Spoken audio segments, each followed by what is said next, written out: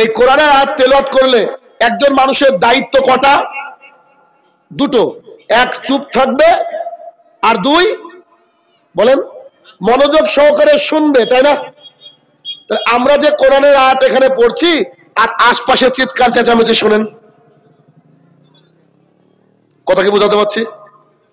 আপনারা কি আমার কথা বুঝছেন? খাঁটি বাংলা ভাষা তো আমার মতো ভাষা আপনাদের না? আচ্ছা, চিন্তা করেন, আল্লাহ তাআলা মুসলমানদের মুখকে বন্ধ করার জন্য আল্লাহ বলেন আবার কোরআন পাঠ হলে তোমরা চুপ থাকবে আর শুনবে। আর এই এলাকার মানুষ, তার সামনে আজকে 1450 বছর পর কোরআনের আয়াত তেলাওয়াত করা হচ্ছে, তাও বেহায়ার মতো চিৎকার চেঁচামেচি করেই যাচ্ছে। এটা কি কোরআনকে অপমান নয়? কথা বলতে আমার সামনে, কোরআনকে অপমান নয়? রাসূলুল্লাহ সাল্লাল্লাহু আলাইহি ওয়াসাল্লাম বলেন, আইউর ফাইল, মানুষের বিবেককে তুলে নেওয়া হবে, ওয়াকসারুল জাহাল, মূর্খতা বর্ষণ হবে। মানুষের বিবেককে তুলে নেওয়া হবে, মূর্খতা বর্ষণ হবে। তার প্রমাণ আমি আপনাকে এক এক করে দিব, যে কথাগুলো আপনার খুব কষ্ট হবে, কিন্তু একবার যদি হজম করতে পারেন, আমি আশাবাদী আপনার জীবন পরিবর্তন হবে। আমি আশাবাদী। এক, জলসার যখন আয়োজন করবেন তখন রাস্তাতে 20 জন ভলেন্টিয়ার নিযুক্ত করবেন। ইয়াং ছেলে যাদের মুখে থাকবে দাড়ি, এরকম সাইজের এক একটা করে লাঠি থাকবে, রাস্তায় দাঁড় হয়ে যাবে, কোন ছেলে মেয়ে যেন পাশাপাশি না চলতে পারে তার ব্যবস্থা করবে। 2, অস্থায়ী কোনো দোকানপাট বসতে দেওয়া যাবে না, কোন রকমের কোনো মেলা খেলা বসতে দেওয়া যাবে না, কোন রকমের কোনো খাবারের দোকান বসতে দেওয়া যাবে না। কারণ আমরা ওই মুসলমান, যে মুসলমান 30 দিন না খেয়ে আল্লাহর জন্য সিয়াম পালন করি, রোজা রাখার পরেও পরের দিন আমরা আনন্দে ঈদ পালন করি। 30টা দিন ভোজনের আগে খেয়ে মাগরিবের সময় আমরা ইফতার করেও আমাদের মুখের হাসি ফুরায় না, অথচ রমজান মাস চলে গেলে আমাদের অনেকের কষ্ট হয়। 30টা দিন সুখে থাকলাম তো কি হলো? আল্লাহ তাআলার জন্য আমরা থেকেছি। সেই মুসলমান আজকে আমরা এখানে উপস্থিত রয়েছি, যে মুসলমান 14 ঘন্টা না খেয়ে সিয়াম পালন করে, যেই মুসলমান 18 ঘন্টা না খেয়ে সিয়াম পালন করে, ওই মুসলমান জালসা শুনতে এসে 4 ঘন্টা একটু বাদাম না খেলে চলে না, জিলাপি না খেলে চলে না, খাবার না খেলে চলে না।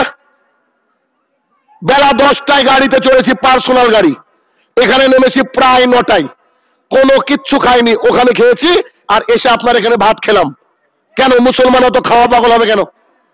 এই খাওয়াকে বন্ধ করতে হবে, দোকানপাটকে বন্ধ করতে হবে, আর এই যে নারী পুরুষ একসাথে চলছে এই মিলামিশাকে বন্ধ করতে হবে। যদি পারেন তো জলসা করেন, নাহলে ক্ষতি হবে জলসা দিয়ে। কেমন ক্ষতি?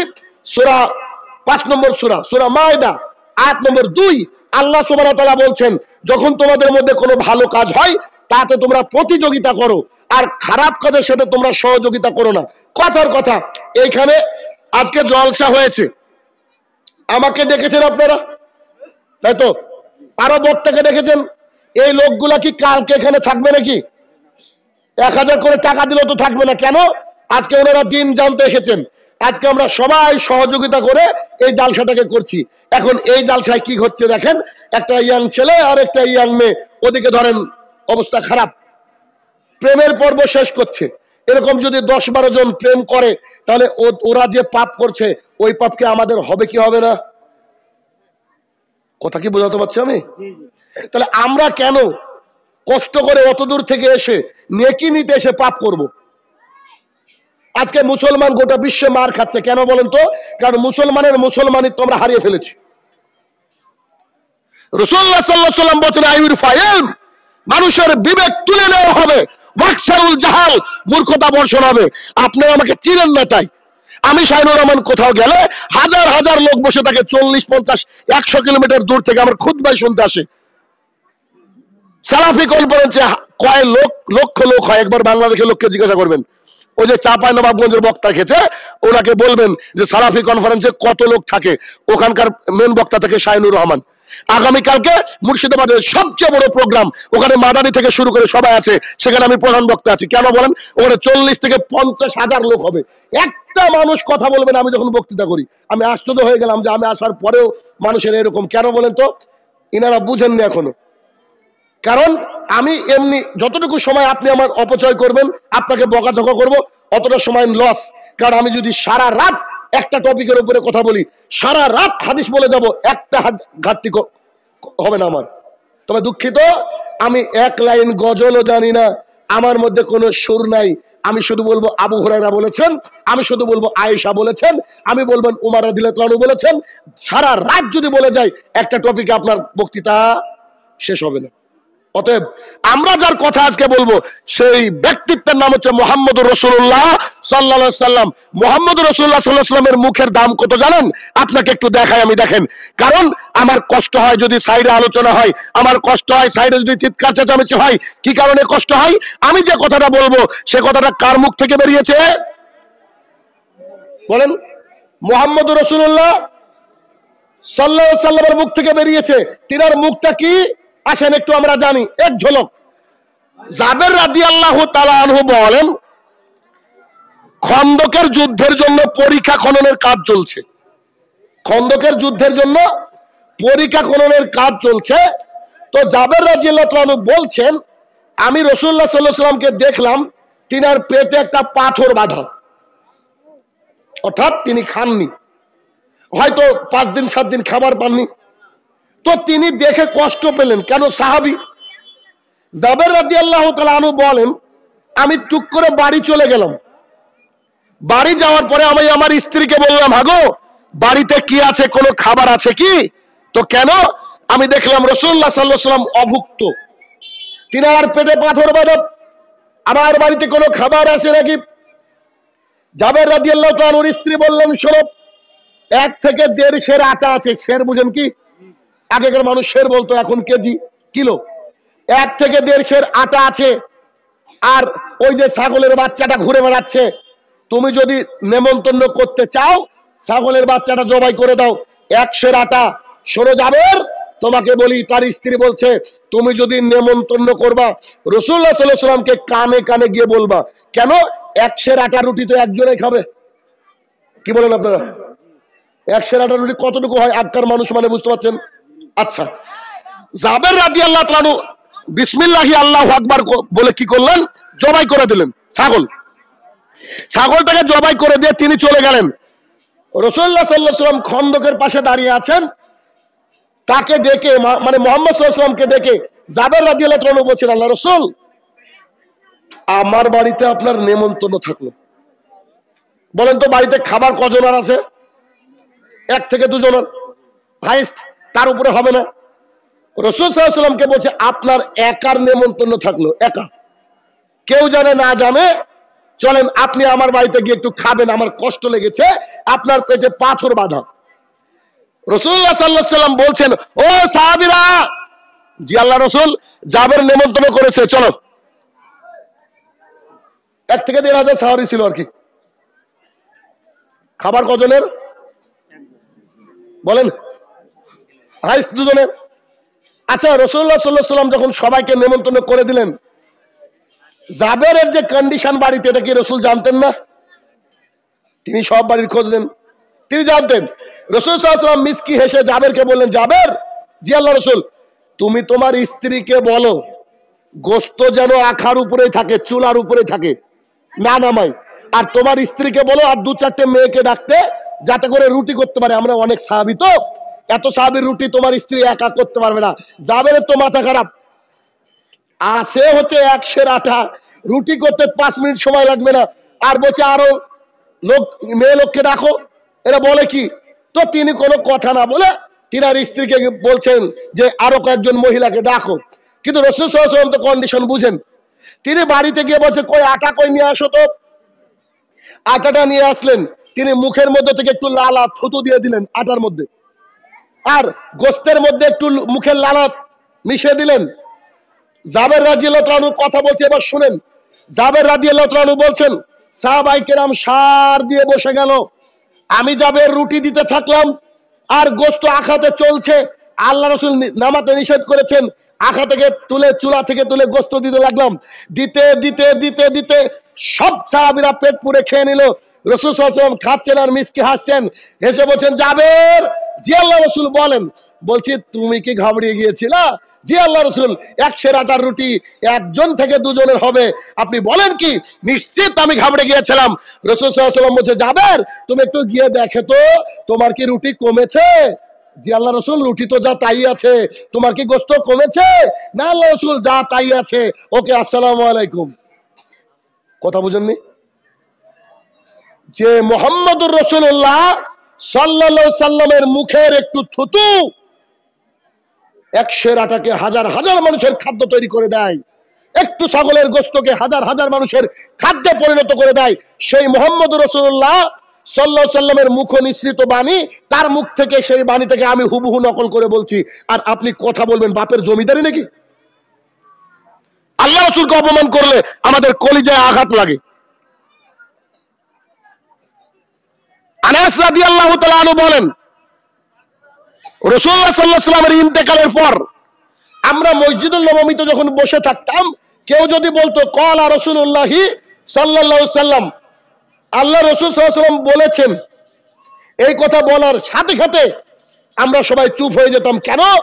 এখন আর পৃথিবীর কোনো কথা চলবে না। কেন?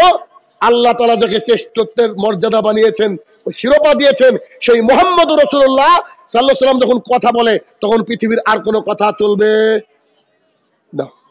এখনো কথা হচ্ছে, দেখেন এখনো চলছে। একজন জানতো, ভলান্টিয়ার কে বলেন। রাসূলুল্লাহ সাল্লাল্লাহু আলাইহি ওয়াসাল্লাম বলেন, আয়ুরফা ইলম, মানুষের বিবেক বুদ্ধি তুলে নেওয়া হবে, ওয়াকসারুল জাহাল, মূর্খতাকে বর্ষণ করা হবে। এটা রাসূল সাল্লাল্লাহু আলাইহি ওয়াসাল্লাম বললেন। আপনাকে বলি, আমার বৈশিষ্ট্য হলো আমি রাত 12টার পরে জলসা করি না। আমি রাত 12টার পরে জলসা করি না, এটা গোটা পৃথিবী জানে। কিন্তু এই গোয়ালিন নাকি এই জায়গাটার নাম, গোয়ালিনের লোক যে জানতো না, আমার জানা ছিল না, আমি এসে জানলাম এরা জানে না। কেন করি না? আপনাদেরকে দলিল দিব, প্রমাণ দিব। যদি আপনারা বলেন যে না আপনি ভুল, আল্লাহর কসম করে বলছি সারা রাত জালসা করব। খালি প্রমাণ দিচ্ছি আপনাকে, শুনেন। একজন মানুষ যদি সারা রাত জালসা শুনে, আমি সারা রাত জালসা শুনলাম, আর ইনি ফজরের 2 রাকাত নামাজ পড়েছেন, আমার চেয়ে বেশি নেকির হকদার কে? বলেন, আপনারা বলেন। যিনি নামাজ পড়েছেন। আচ্ছা, এবার হাদিস বলি, আমি এমনি একটা কথা বলি না, হাদিস শুনেন। আয়েশা রাদিয়াল্লাহু তাআলা আনহা বলেন, রাসূলুল্লাহ সাল্লাল্লাহু আলাইহি ওয়াসাল্লাম বলেছেন, কেউ যদি ফজরের 2 রাকাত সুন্নাত সালাত আদায় করে, গোয়ালিন নয়, উত্তর দিনাজপুর নয়, ভারতবর্ষ নয়, গোটা পৃথিবী এবং তার মধ্যে যা আছে সবগুলাকে বিক্রি করে দিয়ে যে সম্পদ হবে, ফজরের 2 রাকাত সুন্নাত আদায় করলে তার চেয়ে বেশি সম্পদ অর্জিত হয়। সুবহানাল্লাহ এখানে বলবেন না বাড়িতে গিয়ে বলবেন? কথা কি বুঝাতে পারছি আমি? তার মানে কোন ব্যক্তি যদি খালি 2 রাকাত সুন্নাত আদায় করে ফজরের, সেই ব্যক্তি গোটা পৃথিবীতে যা সম্পদ তার চেয়ে বেশি সম্পদের মালিক হয়ে গেল। যদি তাই হয়, 1টা, 1:30, 2টো পর্যন্ত জলসা শোনার পরে কোন বাপের বেটা আছে চালা পাবে? বলেন,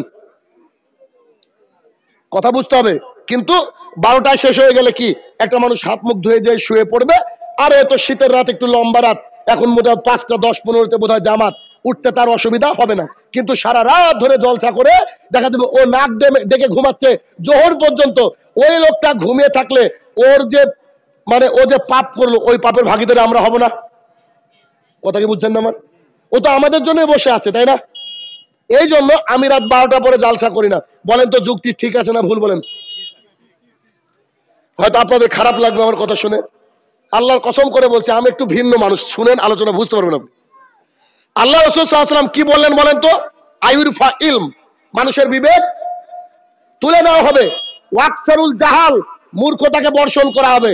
এবার দেখেন, আপনাকে দেখাচ্ছি মূর্খতা কি করে বর্ষণ হচ্ছে। আল্লাহ সুবহানাহু ওয়া তাআলা কোরআনুল কারীমের মধ্যে বলেন, ওয়ালা তাসতারু বিআয়াতি সামানান কালিলা, আমার আয়াতকে কম দামে বিক্রি করো না। আল্লাহ তাআলা বলছেন আমার আয়াতকে কম দামে বিক্রি করো না। গোয়ালিনবাসীর কাছে আমার প্রশ্ন, একটা আলিফের দাম, আলিফের দাম কি গোটা পৃথিবী বিক্রি করলে হবে? হবে গো? ভালো করে বলেন। আমি শাহিনুর রহমান এই কথা বলার জন্য হাজার হাজার বক্তার কাছে আমি খারাপ। মালদার মানিক চকে জলসা করতে গেলাম, প্রচুর লোক। যিনি আমার জলসা নিয়েছেন তিনি বলছেন, প্রথমে আপনাকে আমি বুকিং করেছি। বুকিং মানে শুধুমাত্র ফোন করে বুকিং হয় আমার। আপনাকে বুকিং করেছি, তারপর 50 জন আলেমকে ফোন করেছি। আলেমরা আমাকে জিজ্ঞাসা করছে যে আপনার বক্তা আর কে কে থাকছেন। আমি বলেছি প্রধান বক্তা শাহিনুর রহমান। তো বক্তারা বলছে ওকে দিয়ে জালসা করান। কথা বুঝেননি? বক্তারা বলছে ওকে দিয়ে জালসা করান। আমি বললাম রোগ কি ধরতে পেরেছেন? উনি কেন বললো, ওনারা কেন বলছেন? বলছে জি রোগ ধরতে পেরেছি। কেন? আপনি হচ্ছেন কন্টাক্টধারী বক্তার বিরুদ্ধে কথা বলেন, তার জন্য বাদ বাকি সবাই কন্টাক্ট করে। আমি বলছি কোরআন থেকে কোন বাপের বেটা আমার কথাকে উল্টে দেখাক। আমি মুহাম্মদ সাল্লাল্লাহু আলাইহি ওয়াসাল্লাম বলেছেন আল্লাহ সুবহানাহু ওয়া তাআলার তরফ থেকে, যে সূরা মাইদা সূরা নম্বর 5 আয়াত নম্বর 2, ভালো কাজের সাথে সবাইকে সহযোগিতা করতে হবে, আর খারাপ কাজের সাথে সহযোগিতা করা যাবে না। এটুকু তো ক্লিয়ার? আচ্ছা, এবার দেখেন, গোয়ালিন থেকে বক্তাকে কন্টাক্ট করার জন্য ফোন আসছে, জি অমুক সাহেব এত তারিখের জালসার ডেট কি ফাঁকা আছে নাকি? বক্তা বলছে দাঁড়ান আমার ডায়েরিটা দেখি। বক্তা ডায়েরি দেখে নিয়েছে। ডায়েরি দেখার পরে বলছে ঠিক আছে 30,000 টাকা লাগবে, 20,000 টাকায় ফোন পেতে অ্যাকাউন্টে মারেন, আর 10,000 টাকা গিয়ে নিব। এরকম বক্তা আছে না নাই? আমার চোখে 98। আপনি এবার গুনেন। শাহিনুর রহমান দিন রাত এই যারা কন্টাক্ট করে সব বক্তাকে কবর দিচ্ছে, দেখি না আমার বিরুদ্ধে কত কি করে, কতজন যে সাজেশন দেয়। আপনি কোরআনের এই আয়াতটা বলেন কেন? আপনি না হয় ব্যবসা করবেন না, আমাদের ব্যবসা যাক। কথা শুনেছেন? এটা নাকি বক্তার কথা। আল্লাহ সুবহানাহু ওয়া তাআলা বলেন ওয়ালা তাসতারু বিআয়াতি সামানান কালিলা, আমার আয়াতকে কম দামে বিক্রি করো না। আর বক্তা বলছে যে আমার বাজেট 30। আপনাদের এই দিক দিয়ে বোধহয় যেতে হয় ফাঁসি দেওয়া দার্জিলিং, নাম শুনেছেন? ফাঁসি দেওয়া দার্জিলিং আমার বক্তৃতার জন্য আমার ডেট নিলেন ওনারা। এটা গত বছরের ঘটনা। যখন আমার ডেট নিলেন, ডেট নেওয়ার পরে ওনারা আমাকে বলছেন যে শাহিনুর রহমান সাহেব আপনার অ্যাকাউন্ট নাম্বারটা দেন, কিছু টাকা আমরা অ্যাডভান্স পাঠাবো। আমাকে বলছেন আপনার অ্যাকাউন্ট নাম্বার দেন, কিছু টাকা অ্যাডভান্স পাঠাবো। আমি বললাম আপনার কাছে কি মালাকুল মতের নাম্বার আছে? উনি ঠিক বুঝতে পারেননি। উনি বলছেন যে ভাই বুঝতে পারলাম না। আমরা বলছি যে আপনারা যাকে আজরাইল বলেন ওনার কি নাম্বার আছে? তো বলছে আজরাইলের আবার নাম্বার হয় নাকি? না না না, আমি তেমন কিছু বলছি না। আমি একটু বলতে চাইছি মালাকুল মতের যদি নাম্বার থাকে ফোনটা করে খালি দেখে নেন যে আপনাদের প্রোগ্রাম পর্যন্ত আমি বাঁচবো কিনা। যদি বাঁচি তো টাকা পাঠান, আর যদি না বাঁচি তাহলে তো আমার জানাজা হবে না। আল্লাহ রসুলের সামনে একটা মাইয়াত আসলো, রসুল সাল্লাল্লাহু আলাইহি ওয়াসাল্লাম বলছে এর কি কোনো কিছু বাকি আছে, কেউ পাবে? জি পাবে। তো রসুল সাল্লাল্লাহু আলাইহি ওয়াসাল্লাম বলছে তোমরা জানাজা করাও। আচ্ছা আল্লাহ রসুল আপনি জানাজা করিয়ে দেন, পরে আমরা বাকি শোধ করে দেবো। রসুল সাল্লাল্লাহু আলাইহি ওয়াসাল্লাম বলছে তোমরা জানাজা করাও, যার বাকি থাকবে তার জানাজা হবে না। আচ্ছা আমি যে গোয়ালিন পর্যন্ত আসবো এর কোনো গ্যারান্টি নেই, গ্যারান্টি নেই। অতএব যেসব বক্তারা কন্টাক্ট করে টাকা নিয়ে বক্তৃতা করে তাদের মাধ্যমে আর যাই হোক জাতি পরিবর্তন হবে না। কেন? ও তো নিজেই কোরআন বুঝতে পারেনি। দাওয়াতের কাজ করতে হবে শুধুমাত্র আল্লাহ তাআলার জন্য। প্রত্যেক রাত্রিবেলার প্রোগ্রাম, আমার একটা রাত্রি ফাঁকা নাই, দিন রাত। আল্লাহর কসম করে বলছি, কোন ব্যক্তি যদি বলে শাহিনুর রহমানকে হাদিয়া দেওয়ার পরে, টাকা দেওয়ার পরে, গাড়ি ভাড়া দেওয়ার পরে এভাবে দেখেছে একবার, টাকাটা কি কম হলো নাকি? খালি একবার তাকিয়ে দেখেছে, আজকের পর থেকে আর জালসা করবো না।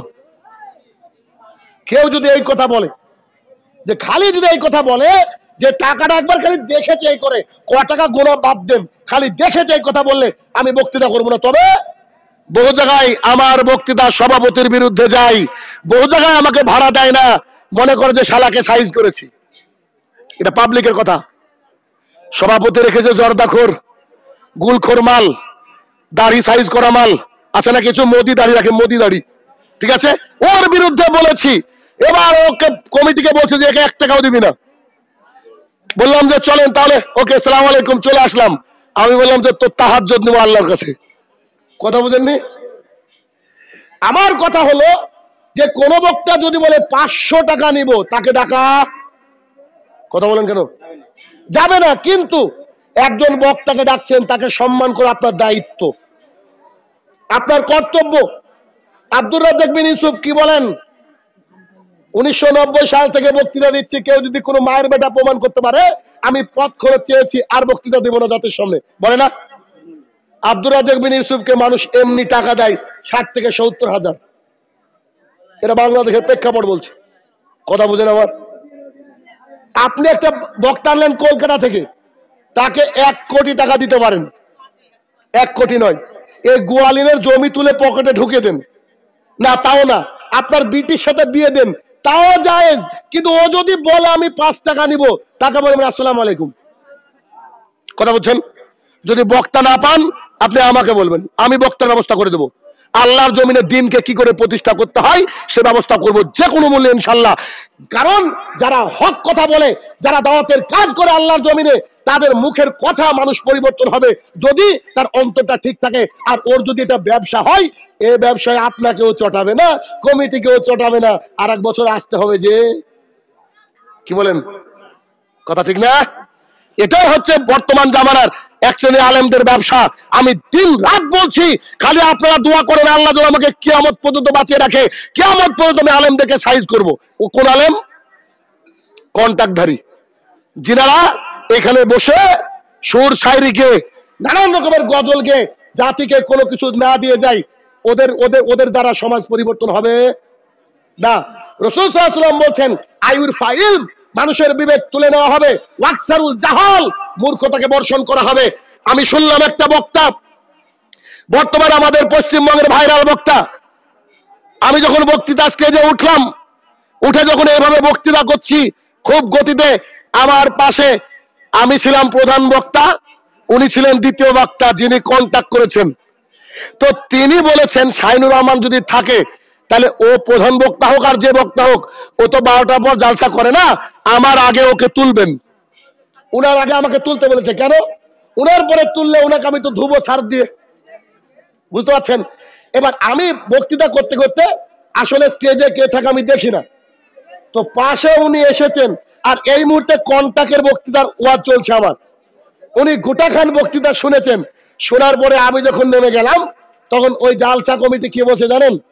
এক জালসা কমিটির কথা আপনাকে নকল করি। মসজিদে গিয়ে বসলাম, হাতে মোবাইলটা ছিল, মোবাইলটা এভাবে ছুঁড়ে ফেলে দিয়ে বলছে আমি একটা হিন্দুর কাছ থেকে 40 লাখ টাকা পাবো।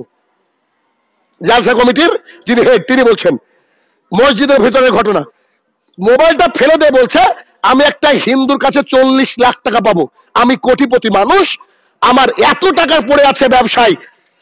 আচ্ছা বলেন তো শাহিনুর ভাই, ওর তো ইমান নাই যার কাছ থেকে টাকা পাবো, তাও তোর সাথে বিশ্বাস করেছি।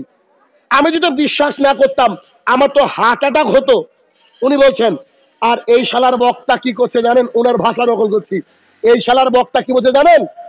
অ্যাকাউন্টে আপনি আগে দেন টাকা, ফোন পেতে মারেন, নইলে যাব না। আজকে সকালবেলায় ফোন পেতে টাকা মেরেছি, তারপরে বসে আছে। ওর ভাগ্যে খারাপ আছে না বলছি, ওকের জীবনে ডাকবো না। তা বললাম আপনাদের চোখ কান খুলতে হবে। তবে এটাও বাস্তব, কি জানেন বাস্তবতা, যে কন্টাক্ট করছে তাকে দিচ্ছে 30,000, আর যে কন্টাক্ট করে নেওয়ার গাড়ি ভাড়া দিতেই অবস্থা খারাপ। এটা যে দুনিয়া, এটা দুনিয়া। আমি দুঃখ করি না, আমি জানি পৃথিবী সৃষ্টির 50,000 বছর আগে সবারই ভাগ্য লিখে রাখা হয়েছে। মিশকাত শরীফ হাদিস নম্বর 73। আজকে এসে আপনাদের যে ভাত খেলাম না, ওটা আপনাদের ভাত না, ওটা আমার রুজি। এইখানে জালসা হবে, ইনারা আয়োজন করেননি। এই জালসার আয়োজন হয়েছে পৃথিবী সৃষ্টির 50,000 বছর আগে। মিশকাত শরীফ হাদিস নম্বর 73, কিচ্ছু করার নেই, এটা সিস্টেম। শাহিনুর রহমান 12 তারিখ বাংলাদেশ যাবে, এটা আল্লাহ তাআলা লিখে রেখেছে। এমনও হতে পারে নাও যাওয়া হতে পারে, কি ভিসা রেডি, সব রেডি, নাও যাওয়া হতে পারে। আল্লাহ তাআলা লিখে রেখেছে। রাসূল সাল্লাল্লাহু আলাইহি ওয়াসাল্লাম বলেছেন আইউরফা ইলম, মানুষের বিবেক তুলে নেওয়া হবে, ওয়াকসারুল জাহাল, মূর্খতাকে বর্ষণ করা হবে। অতএব বক্তাকে যখন চয়ন করবেন দেখেন যে বক্তার মধ্যে ইখলাস আছে কিনা, বক্তা তাহাজ্জুদের সালাত আদায় করে কিনা, বক্তার ক্যারেক্টার দেখেন, বক্তার চরিত্র দেখেন, তার মুখের কথাগুলির মতো কাজ করে কিনা। যদি এরকম কাজ করে, যদি শুনেন তবে তাকে দাওয়াত দেন, নইলে এই ভাইরালকে দাওয়াত দিয়ে কাজ নেই। কারণ এখন জলসা মানে এলাকার একটা কি, আজকে ঈদ গোয়ালিনবাসীর ঈদ, কিছু হোক না হোক 8-10টা তো গরু জবাই হয়েছে নাকি? এই গরু খেয়ে কতদিন গরু হয়ে থাকবেন? দাওয়াত পেয়ে নিজেকে পরিবর্তন করতে হবে, নিজেকে পরিবর্তন করতে হবে। পরিবর্তন না করলে কোনো কাজ নাই। অতদূর থেকে আসলেন, আমি বললাম না আপনি কি হাদিয়া দেখে দিবেন, আমি এটা দেখবো না, কিন্তু আবার যদি আশপাশে কোনোদিন আসি, একটা ছেলে ছুটে জোরে ধরে এসে বলবে শাহিনু সাহেব আপনার এই বক্তৃতা শোনার পরে গুল ছেড়ে দিয়েছি, জর্দা ছেড়ে দিয়েছি, দাড়ি রেখে দিয়েছি, 5 ওয়াক্ত সালাত আদায় করি, এই কথা যখন আমার বলবে তখন মনে করবো যে আমার ব্যবসা সাকসেসফুল। কথা বলছেন? আমার ব্যবসার অ্যাকাউন্ট কোথায়? আল্লাহর কাছে। সবারই ব্যবসার অ্যাকাউন্ট আল্লাহর কাছে। আপনি শুনে যদি পরিবর্তন হন তবে আমার লাভ, আপনি শুনে যদি পরিবর্তন না হন আমার কোনো লাভ আছে কি? আমি খালি কিয়ামতের মাঠে বাঁচবো, এটুকুই, ব্যাস এতটুকুই। রাসূলুল্লাহ সাল্লাল্লাহু আলাইহি ওয়াসাল্লাম বলেন আইউরফা ইলম, বিবেককে তুলে নেওয়া হবে, ওয়াকসারুল জাহাল, মূর্খতাকে বর্ষণ করা হবে। ভারতবর্ষের সঙ্গে কোন দেশের ক্রিকেট খেলা হলো কিছুদিন আগে, বীরভূমের ওই দিকের একটা ছেলে যার নাম হচ্ছে রাহুল লোহার, যখনই দেখলো ভারতবর্ষ হেরে গিয়েছে সঙ্গে সঙ্গে গলায় রশি লাগিয়ে আত্মহত্যা করলো। কনফার্ম জান্নাতি, তাই না? বলেন। রাসূলুল্লাহ সাল্লাল্লাহু আলাইহি ওয়াসাল্লাম বলছেন যে যাকে ভালোবাসবে সে তার সাথে উঠবে। বুঝেননি? যে ছেলেটা চুলকে এইদিকে উড়িয়ে দিয়েছে ও হানি সিং এর সাথে উঠবে। হানি সিং তো জান্নাতি নাকি গো? কত বড় মূর্খ আমাদের সমাজ। রাসূল সাল্লাল্লাহু আলাইহি ওয়াসাল্লাম বলেন মানুষের বিবেককে তুলে নেওয়া হবে, ওয়াকসারুল জাহাল, মূর্খতা বর্ষণ হবে। আমাদের শিক্ষামন্ত্রী বর্তমানে জেলে আছে না? পার্থ না কি নাম, যার শিক্ষার উপরে পিএইচডি করার কথা ছিল, ও শালা পিএইচডি করেছে প্রেমের উপরে। এই বয়সে ওর নাকি প্রেমিকার অভাব নাই। শিক্ষামন্ত্রী, আল্লাহ রসুল বলছেন মানুষ অশিক্ষিত হবে। আমি ইংরেজি পড়াই, গোটা বিশ্বের বহু ছাত্র আমার, আমি অনলাইনে ইংরেজি পড়াই। এমনি WBCS থেকে শুরু করে মানে যারা চাকরি পায় না, পুলিশ অফিসার বলেন, বিডিও বলেন আর মাস্টার বলেন, ও আমি তৈরি করি, ওদের মাস্টার আমি। কথা বুঝছেন এবার? তো তাদেরকে আমি পড়াই, আমি তো কোয়ালিটি বুঝি। সেদিন একটা মেয়ে, আমি নতুন এসেছে, আমি বললাম তোমার পড়াশোনা? স্যার MA করছি। MA, আচ্ছা ওকে। ওকে আমি ইংরেজিতে একটা টেন্স দিলাম যেটা ক্লাস 3 থেকে 4 এর ছেলেরা পারার কথা, সেটা পারলো না। তখন আমি তাকে বললাম রাসূল সাল্লাল্লাহু আলাইহি ওয়াসাল্লাম বলেছেন আকসারুল জাহাল, মূর্খতা বর্ষণ হবে। তুমি MA পাস মেয়ে, তুমি একটা টেন্স করতে পারছো না, বুঝতে পারছো? খালি মমতা ব্যানার্জি 8 পর্যন্ত অটো পাস। কি গো? এখানে যদি কোনো বুড়ো মানুষ থাকেন, আগেকার মানুষ, আমি গ্যারান্টি দিয়ে বলছি, দায়িত্ব নিয়ে বলছি, আগেকার যদি কেউ 4 পাস, একটা বাবা থাকে, দাদা থাকে 4 পাস, আল্লাহর কসম করে বলছি বর্তমানের MA পাস লোক পায়খানা করবো সামনে, ঠিক না? যদি 4 পাস থাকে তখনও তো পড়াশোনা। আর এখন নাটক হচ্ছে, নাটক। স্কুলে আমি বলেছি, এ কথা আমার ভাইরাল হয়েছে, আবারও আপনাকে বলছি, যেদিন থেকে স্কুলে মিড ডে মিলের রান্না শুরু হয়েছে ওই দিন থেকে পড়াশোনার জানাজা হয়েছে। কি কলকাতার প্রাইমারি স্কুলে একটা মহিলা সাংবাদিক এসে, এই যে বাচ্চা বসে আছে, এর সময় একটা বাচ্চাকে ডেকে বলছে, ও বেটা ইধর आओ। हाँ जी बोलिए, कौन सा क्लास में आप पढ़ते हो? तो क्लास 3 में। अच्छा আপনাদেরকে বাংলাতে বলি, সুবিধা হবে। বেটা তুমি কোন ক্লাসে পড়ো? তো ম্যাডাম আমি ক্লাস 3 তে পড়ি। আচ্ছা তোমার ফেভারিট সাবজেক্ট কি? বলছে মাংস। আছে এখনো সোশ্যাল মিডিয়ায়, ফেভারিট সাবজেক্ট নাকি মাংস। কথা বুঝতে পেরেছেন? তো আল্লাহ রাসূল কি বলছেন? আইউরফা ইলম, মানুষের বিবেক তুলে নেওয়া হবে। উঠে গিয়েছে, দেখেন উঠে গিয়েছে। আপনি লাগাতার যদি দেখেন, হেডমাস্টার মশাই বর্ষবরণের দিনে, প্রিন্সিপাল নবীন বরণের দিনে, তার মেয়ের বয়সের মেয়েরা শরীরে 3 ভাগ খালি রেখে এক ভাগ পোশাক নিয়ে নাচে, আর এভাবে প্রিন্সিপাল বসে থাকে, বলেন ও শিক্ষিত? কি বলেন? একটা মাস্টার আর একটা ছাত্র এখন গলা ধরে সিগারেট খায়, হাই স্কুলে চলে যান, না পেলে আমি কান কেটে দেবো। এটা আমি দেখছি প্রতিদিনের দৃশ্য বর্তমান সময়ে, যে স্যার আর মানে স্টুডেন্টরা ইয়ারকি মারে। আর আমাদের জামানায় যদি শুনতাম এই রাস্তাতে স্যার আসতে, তো বাড়িতে না সেদিন আমরা, এই দৃশ্য হয়নি আপনাদের ওখানে? তাহলে রাসূল সাল্লাল্লাহু আলাইহি ওয়াসাল্লাম বলেন আইউর ফাইল, মানুষের বিবেক তুলে নেওয়া হবে। মানুষের বিবেক তুলে নেওয়া হয়েছে। আরেকটা দায়িত্ব দেখেন, আপনাদের এখানে সবচেয়ে কাছের রেল স্টেশনের নাম কি? কিষানগঞ্জ। আচ্ছা, কিছুদিন আগে ইসলাম কিষানগঞ্জের সোনাতলায় বক্তৃতা করতে, সোনাতলা তো বারসই কাটিহার কিষানগঞ্জের ওই দিকে আর কি। তো কিষানগঞ্জ রেল স্টেশনে যদি যান, দেখবেন ওই রেল স্টেশনে কিছু পায়খানা বাথরুম আছে। ওই পায়খানা বাথরুমের বাইরে একজন হিন্দু ভাইদের নিচু শ্রেণীর মানুষ বসে আছে। আপনি পায়খানা করতে গেলে, পেশাব করতে গেলে 5 টাকা 10 টাকা নেই, আছে না নেই? পায়খানা কার ঘর? শয়তানের ঘর। ওখানে ঢুকতে গেলে কি বলতে হয়? শয়তানের থেকে পানা চাইতে হয় না? আচ্ছা, তো ওরা মুচি, ওরা মেথর, ওরা নিচু শ্রেণীর মানুষ, ওরা বসে আছে টাকা নেওয়ার জন্য, বাথরুমে গেল তার জন্য। মসজিদ কার ঘর? আল্লাহ তাআলার ঘর। আল্লাহ তাআলার ঘর এর যারা সভাপতি, ক্যাশিয়ার, সম্পাদক, সহসভাপতি, এটা যদি আপনাদের এলাকার সাথে মিলে যায়, তা আমি আপনাদেরকে বলছি, কথা বুঝেন? যদি মিলে যায় কারোর সাথে, ভাবেন যে আপনাকে বলছি, আপনাকে ছাড়তে আসেনি আমি। কি করবেন? বোম মেরে উড়িয়ে দেবেন? I am ready to die, no problem.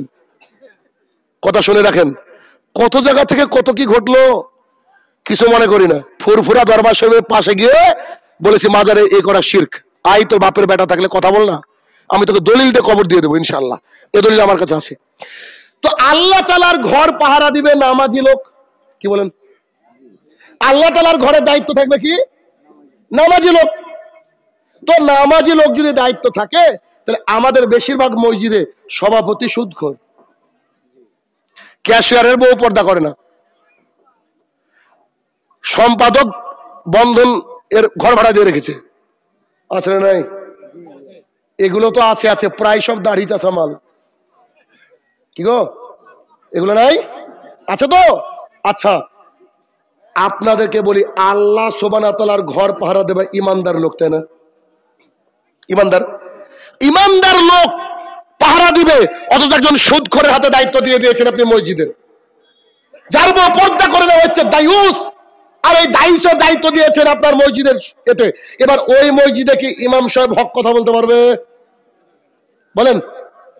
ইমাম সাহেব যখন সুদের উপরে বয়ান করতে যাবে, দেখছে সভাপতি বসা, না না না। যখন পর্দার উপরে বয়ান করতে যাবে, সভাপতি বসা। সারা জীবন খালি জান্নাতের বয়ান করে আর আরবিতে বয়ান করে। ও ঘোড়ার ডিম বুঝে পাবলিক, ও নিজে বুঝে না, পাবলিকও বুঝে না। কেন? চাকরি বাঁচাতে হবে, যে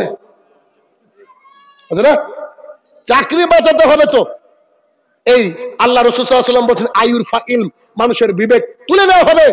অতএব মসজিদের দায়িত্বে থাকবে কারা? যারা ইমানদার। কথা কি বোঝা গেল? মূর্খতা বর্ষণ হচ্ছে চারিদিকে, দেখেন মূর্খ। এরপর রাসূলুল্লাহ সাল্লাল্লাহু আলাইহি ওয়াসাল্লাম বললেন ওয়াকসারুজ জিনা, চারিদিকে জিনা বেড়ে যাবে। আবু হুরায়রা রাদিয়াল্লাহু তাআলা আনহু বলেন রাসূলুল্লাহ সাল্লাল্লাহু আলাইহি ওয়াসাল্লাম বলেছেন, চোখের জিনা চোখ দিয়ে দেখা, অন্তরের জিনা অন্তর দিয়ে কল্পনা করা, হাতের জিনা হাত দিয়ে ধরা, কানের জিনা কান দিয়ে শোনা, পায়ের জিনা ওইদিকে ধাবিত হওয়া।